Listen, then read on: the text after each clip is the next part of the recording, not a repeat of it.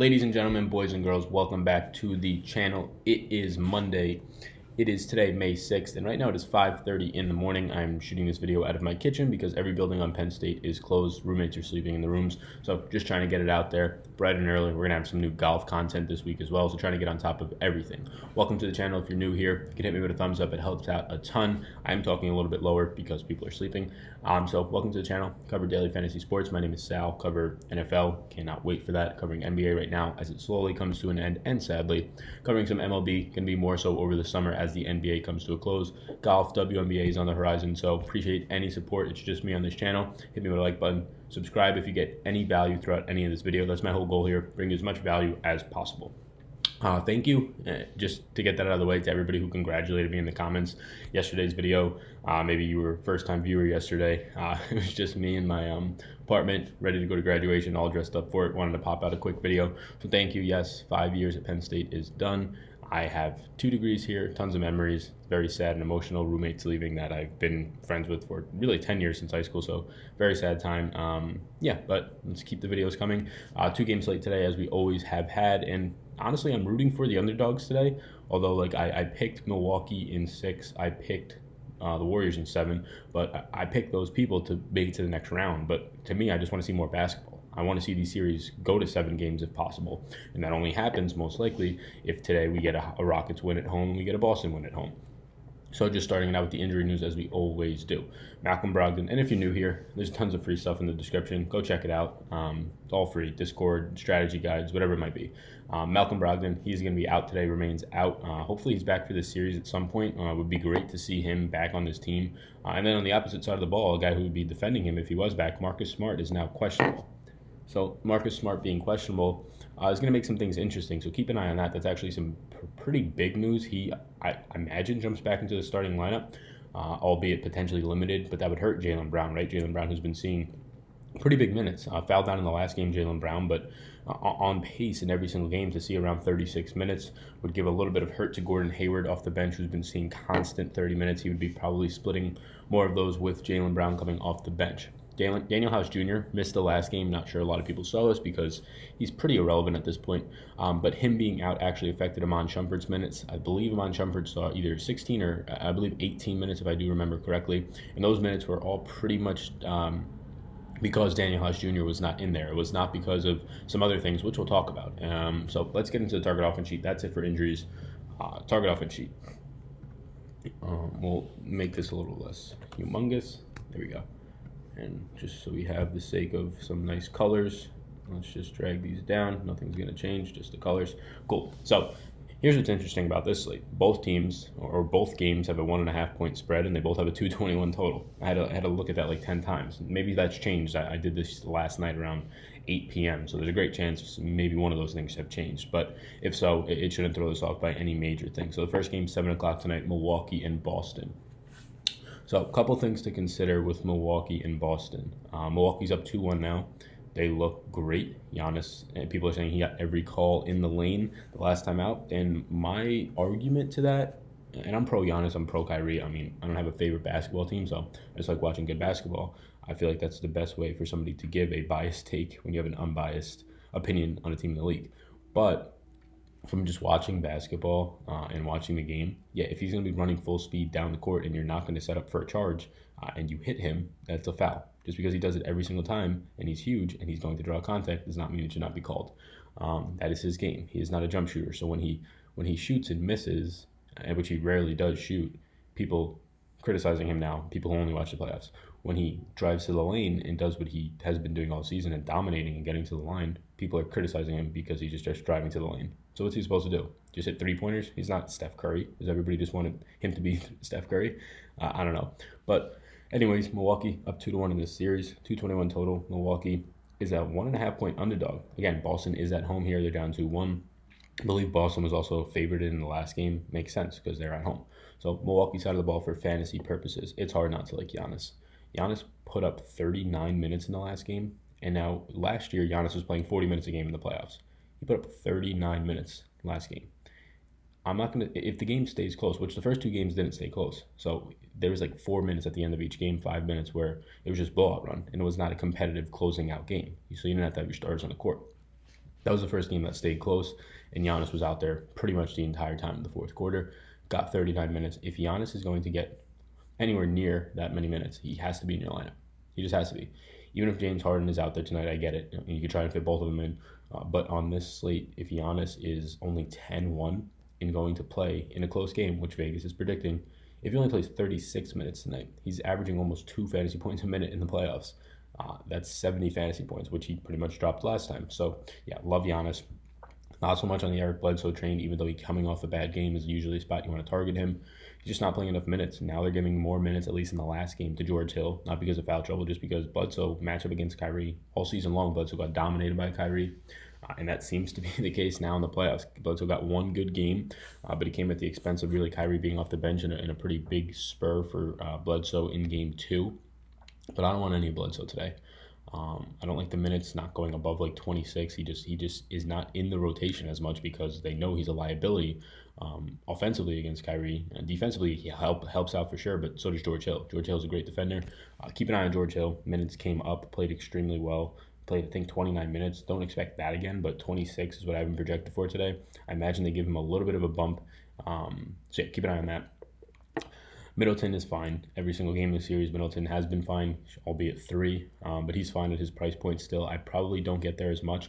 I'm going to be playing Middleton when I'm not playing Giannis, although in game 1 of the series, or game 2, if you played Giannis and you went with Middleton stack with the Bledsoe and you just went with all of the Bucks, you won. But that's not going to happen often. If Giannis gets to 70, it's rare Middleton will get to the mid-40s or 50s, right? So not going to be going Middleton. Or neutral to Middleton. If he falls in my lineup, not going to prioritize him. Mirotic, still love Mirotic. Mirotic 41 or 4,200. Mirotic's way too cheap. You're still getting a guy who's going to play, I projected 30 minutes today, and he played those 30 minutes even with George Hill seeing 29 minutes. So George Hill's minutes were coming in exchange for Sterling Brown seeing 0, right? Sterling Brown now out of this rotation, it seems, and also Eric Bledsoe only seeing around 26. So George Hill playing is not affecting Mirotic. Mirotic playing is affecting a guy like Ersan, who only saw 13 minutes in the last game. So still like Mirotic, he's fine at 4,200. He had as bad of a game as he could have the last time out. Played 29 minutes, only 19, I believe, fantasy points. I think he's completely fine. Brook Lopez, still don't want any of him. It's just a brutal matchup. He has been terrible in the series. If he's the guy who beats me tonight, albeit fine. So right now, it's far and away Giannis for me. Number 2 is Mirotic.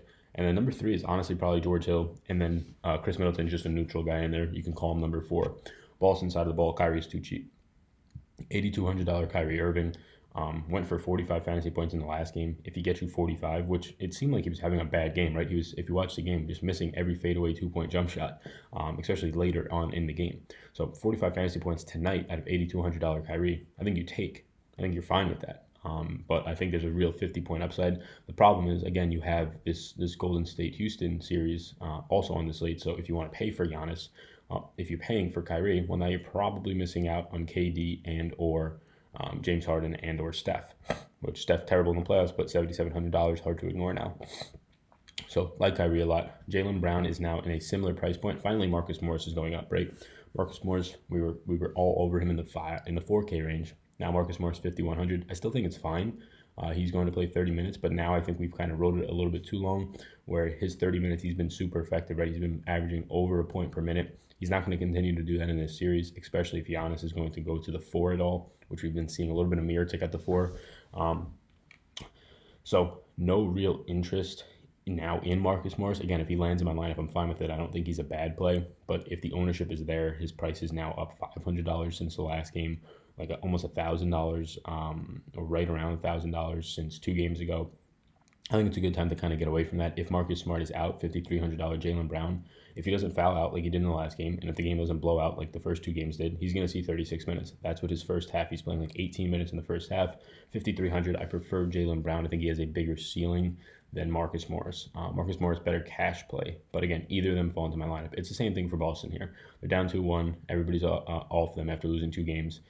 Kyrie's going to be owned because of his price. Give me the rest of the guys too. Al Horford, 6,500, a little bit too cheap. It's tough to get an Al Horford in your lineup, it seems, if you want to go with a Harden or Giannis, one of them. I mean, if you go both, it's tough, but if you want to go with one of them, because then if you go Al Horford, you're probably giving up, just based on the fact that he's in the mid-range, you're probably giving up more of a stars and scrubs build, trying to get another one of Kyrie, Durant, and Harden, and potentially Steph, which seems like it's going to be important, getting at least two of those guys. If you go with somebody who's 6,500, sure, Horford can go for 50 tonight, but his most realistic outcome is like the mid 30s. But again, if the game stays close, he should see 36 minutes or so. No real interest in Horford, but the price is very juicy. Tatum, I think the Tatum game was last game. I think Tatum, we kind of called it, right? If Mirotic was going to start and play the three, which we got that news ahead of time, Tatum was going to be a much better play than he already was. He was cheap, 5,400. Now he's 6,000. He just had a huge game. People might jump back on him. The matchup's still going to be fine if Mirotic starts. Mirotic is very bad on defense, but I think we got the Tatum game. If he balls out again at home, so be it. But he's going to have elevated ownership for an increased price point for the exact same player. So I don't want to go back there. What else do we have here? We have Marcus Morris we touched on. Guys off the bench, Gordon Hayward, fine. I mean, I'm never getting to Gordon Hayward. Did fine last game, 26, 27 fantasy points.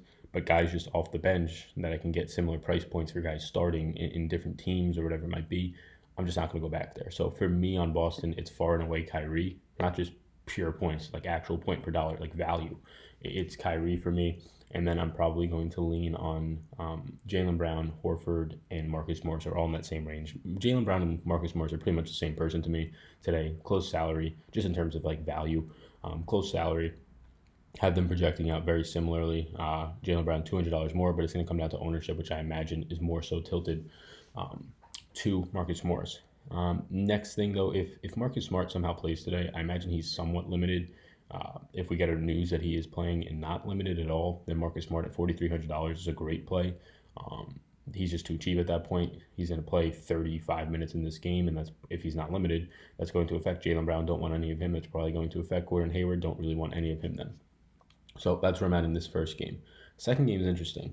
Second game went to overtime, and some wacky things happened that nobody's really going to pick up on today. I went in, I did some research in Popcorn Machine, some other things. So just wanted to share what happened. So Golden State, Houston won in overtime in the last game. 41 points dropped by the Beard. Harden, 221 total here. Still a point and a half spread.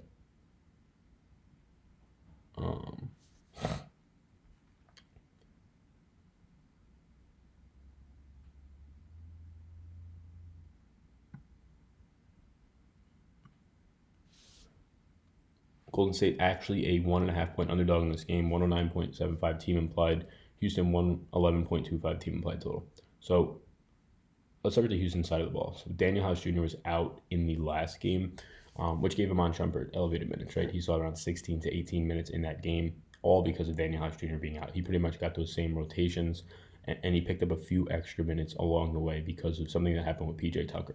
So let's go to Popcorn Machine. If you've never used Popcorn Machine before, it can be a little interesting at first, but this is the Rockets game flow down here to start. We could zoom in a little bit. So you see PJ Tucker here. He did fine. He played in the first half his normal 18 or 19 minutes, but in the first half he picked up 3 personal fouls in 1 minute. Picked up 3 personal fouls in the second quarter in 1 minute, and then he came out, started the third quarter fine, played a minute, and picked up a personal foul. So he had 4 personal fouls. He sat on the bench, did not return until there were 10 minutes left in the fourth quarter. During that entire run, Austin Rivers picked up 11 minutes. So people are going to see Austin Rivers' recent game log, and they're going to think that he's going to be playing a lot of minutes tonight. He played 24 and then like 28. I think he played 28 in the last game. Just know that he picked up a majority. Let's see Rivers' minutes. Yeah, 28 minutes. He picked up at least 11 of those because PJ Tucker was in foul trouble. So people are going to see that, and that is a point where we can get leverage on the field. Yet Austin Rivers is still fine value because he's cheap. He's not going to play 28 minutes. He's most likely going to play, if the game stays close and people are staying out of foul trouble, 18 minutes. Keep in mind, Houston, after the last game, said that they were going to elevate their starters' minutes. They really didn't. PJ Tucker was on pace to see about 40, which he's been seeing in the playoffs. We had, in regulation, we had Eric Gordon play 40, Chris Paul play 38, the Beard played about 40, and Clint Capella played 35. The only guy whose minutes really got elevated was Clint Capella. We saw 35. Previous games, we saw 27 and 33. So maybe we get that today. The fact that overtime happened, people are going to think that those minutes got elevated, but PJ Tucker, Eric Gordon, Chris Paul, and James Harden all played the entire overtime period. So that's an extra 5 minutes for all those guys. So just subtract 5 minutes from all their actual totals. So what I'm thinking today is you roll with the Houston starters and you feel good about it. We have a very cheap PJ Tucker. I believe Tucker's only 4,500, which is ridiculous. Yeah, we have very cheap PJ Tucker. Look, he played limited minutes because of foul trouble. He sat for 11 minutes that Austin Rivers picked up.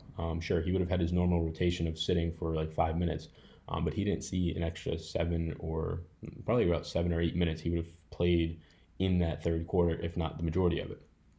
So PJ Tucker, 4,500 is too cheap. Austin Rivers, I'd say, is a complete fade, not because look, the cheapness is there, but because people are going to jump on him thinking that 28 minutes means something. It doesn't. He came in for PJ Tucker's foul trouble. So PJ Tucker, 4,500, one of my favorite plays on the slate. He's still being very productive with his minutes, so he's going to have ownership, but I think it's fine. You can go to Eric Gordon. Pretty much the Houston starters are all in play here. Obviously, Harden. I do like Chris Paul. If you're not playing Harden, I think you have to have Chris Paul here. He's going to play right around 40 minutes in a game like this where they're down 2-1 at home. If it stays in regulation, I'd be shocked if he doesn't play 40 minutes. Unless something foul trouble or something happens. If you're not going Harden, I think you have to have Chris Paul because I don't know how else you're going to be getting exposure to a ceiling type performance in this game. You're not going to get PJ Tucker scoring 50 points. You're not going to get Eric Gordon scoring 50. You could have Clint Capella scoring 50, but we've yet to see anything near that in this matchup. It's going to be Chris Paul if it's not Harden. So where I lean for Houston is the starters. If you want a guy off the bench, only target Amon Shumpert if Daniel House Jr. is out. I don't want any interest in Austin Rivers today due to elevated ownership because people think his minutes are real for some reason. So for me, I like Giannis over Harden today. I would be going Chris Paul, number one. Look, it's obviously Harden's the best play because he's the only guy who can touch 70 points in this team. On a 2-game slate, you would need that. But for me, I lean Chris Paul over Harden just because of the lineup construction of wanting Giannis and then potentially either Irving or KD. That's a decision you would have to make in that one, most likely. So, yeah, Chris Paul. Other than that, PJ Tucker's a great play. Eric Gordon, I'm very too. It's sort of like Chris Middleton. If he gets into my lineup, I'm fine with it, but I'm not going to prioritize him at all. Golden State side of the ball, Steph is 7,700. He has been playing terrible in the playoffs. I think now that if there was ever a time to jump on Steph Curry, it is when he is $7,700 and playing terrible. On a 2-game slate, Steph can very easily have like 12% ownership today. That's how negative all the news has been out on him. But here's the thing. He's $7,700. $700 or $500 more, you can get Kyrie, who's been playing well in the playoffs. He's at home, might have a little bit of a better matchup. It's tough to get there, but again, you want to be contrarian, win $100,000, leave $500 on the table, and just change out your Kyries for Steph in a few lineups. Because I think it's an interesting play. At the 2, Clay, no real interest. Obviously, have interest in Iguodala at his cheap price point. You could fit in a couple of guys when you go with a PJ Tucker Iguodala lineup. Have interest in KD, of course. The price point is too cheap on KD. It's similar to Kawhi. Is it the same exact? Is he 9,100 KD? Yeah, Durant's 9,200. So very similar price point to what we saw at Kawhi. They're probably the two players in the playoffs that are playing the best. I have Kawhi playing way better. Well, not way better, but just a different level right now. You just see his efficiency. It's ridiculous. So that's where KD stands for me. I like him a lot. He's similar to Kawhi yesterday in terms of his price point with the upside that he carries. And then Draymond at the center position is just great. It's hard to get away from Draymond at center. The price point is still $6,900, very affordable. It just depends on the lineup you build. You can build a very nice balanced lineup with just one stud, right? You go to Giannis, you come back, you get Chris Paul, you get Draymond, you get Al Horford, all guys in that mid-tier range. You pick up your PJ Tucker, some cheaper end guys, and you have a nice lineup. The only problem is your opportunity cost is guys who in that range, sure, they can drop 50, or 45, or more realistically in the 40s, but you don't have guys like KD, Irving, or Harden in that situation if you're playing Giannis, who all have a 65-point ceiling, if not higher, in play for guys like Harden. Off the bench for Golden State, nothing stands out. Their bench players just aren't playing. You're having KD playing 44 minutes a game. You have Steph playing 40. You have Clay playing 42. Draymond playing 40. And Iggy's playing right around 36 in the last game, though he played 40. And it went to overtime, so that's why. But the guys coming off the bench are Alfonso McKinney for 9 minutes. I don't want any of that. Andrew Bogut for 2 to 3 minutes a game. I definitely don't want any of that. So, yeah, there's nothing really here. Kevon Looney for 15 minutes a game. You can go there if you really want to, but I think there's better value elsewhere. Speaking of better value, what was the value play? Okay, Amon Shumpert. I was going to say, what was the 3K below? It was Amon Shumpert from this previous game, and that's only if Daniel House Jr. is out. So just a quick recap, and then I'll just show my early interest quick. Milwaukee and Boston. So Milwaukee side of the ball, Giannis by far and away, not just pure points in this game on this team. Points per dollar too. He's 10-1, and he very much so should get you at least 50 today on a bad day. That's 5xing. He realistically can go for 60, which I have him projected for 62 today. At 10-1, that's a smash play.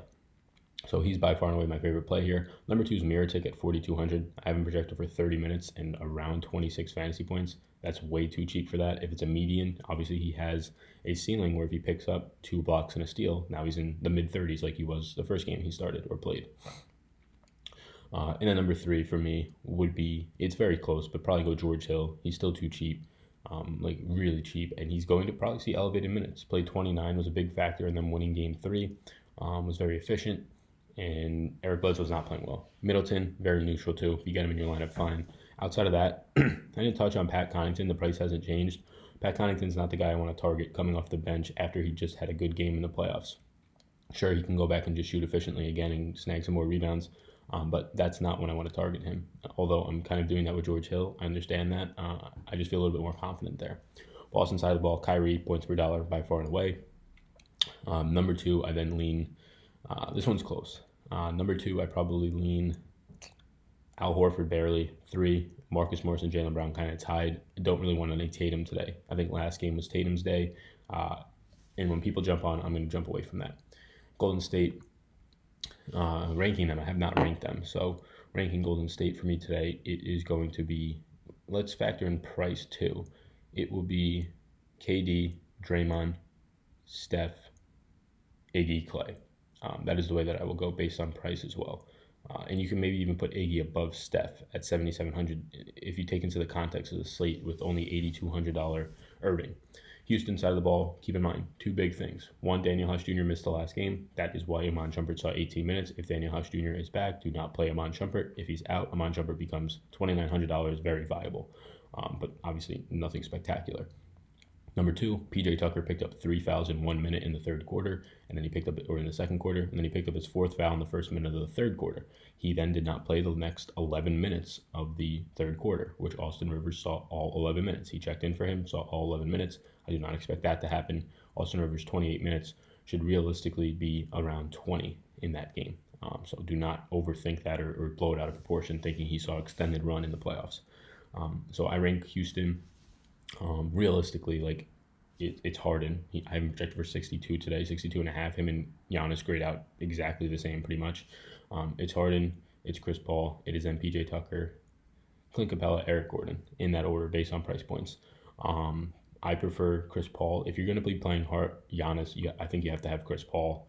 If you're not playing both Harden and Giannis, which I think is going to be tough. If you're going to be playing Chris Paul, or if you're going to be playing James Harden from Milwaukee, I think you need to have Middleton, Bledsoe, whoever else, right? You have to soak up that exposure from that team. Who would be the highest scoring guy if you faded that stud or if he just didn't get there? Which meaning the mindset there is, okay, if Giannis goes for 70, I think that Harden's only going to go for 48 today. If he does that, who picks up the slack? And I'm just going to say it's the point guard, Chris Paul. These are the projections. Let's go to early interests. Interesting. Okay. So here's just the early interest. I already touched on most of it. These are the values. You can find them on my projections. I'll link down below. Amon Shumpert's interesting because if Daniel House Jr. is out, he's only 2,900. Should see around 15 minutes at a minimum. He could be very inefficient, miss his 4 or 5 shots, and get you 5 fantasy points. He can hit 3 of those shots, get a couple of steals, a block, and get you 20 fantasy points. Not super interesting, but he is of interest on a 2-game slate. Kyrie, 8,200, too cheap. Mirotic, George Hill, 4,200 and 3,900 respectively. 2 of my favorite plays on Milwaukee, 2 of the best values on the slate, if not the 2 best values in terms of the cheapest values. Andre Iguodala. So there's a lot of guys 5K and below that are of value. Mirotic, George Hill, Andre Iguodala are 3 of them, and then PJ Tucker's the 4th one. Out of those 4, I think Mirotic is my favorite right now, and then number 2 is going to be PJ Tucker, 3 Andre Iguodala, and 4 George Hill, in that order. Kevin Durant's interesting, and Harden and Giannis, those are the expensive guys, right? I pretty much listed them all. Jaylen Brown, 5,300 is interesting. If there's no Marcus Smart, I do prefer Jaylen Brown over Marcus Morris today. Chris Paul, 6,800. Again, if you're playing Giannis and not Harden, you probably want to have Chris Paul and or Clint Capella. If you're playing Harden, you probably want to have Chris Middleton and or an Eric Bledsoe. Draymond Green, 6,900 is way too cheap for a guy playing 42 minutes in the playoffs and playing the center position as a hybrid. So that's it. Steph Curry is another one I could put on this list. He is sticking out as interesting. I just have not been able to pull the trigger. I'm going to play around with some lineup constructions. It's just tough to get to Steph when I currently have Kyrie projected for a touch under 50 and Steph for $500 less projected for a touch under 40. It's just tough to get there. Being contrarian in one lineup, I get it. It makes sense. But like putting a lot of your money on the line, it's tough to get there. That is it. That is the video. Sorry for talking a little bit quiet. My name is Sal. Best of luck. Hit this video with a like. Subscribe before you leave. Peace out, gang.